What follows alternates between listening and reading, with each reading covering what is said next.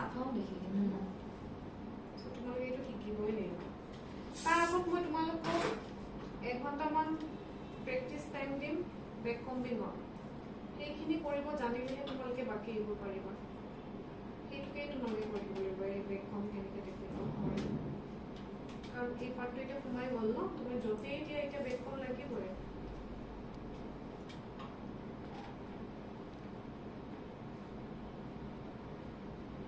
ক্ৰিম্পিং কৰিলে অকণমান ইজি হয় তোমাৰ মেনেজেবল হৈ থাকে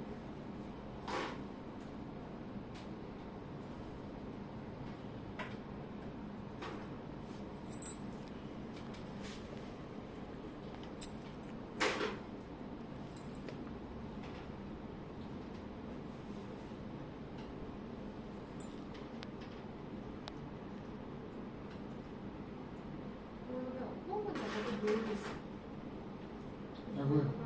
যাওক অকণমান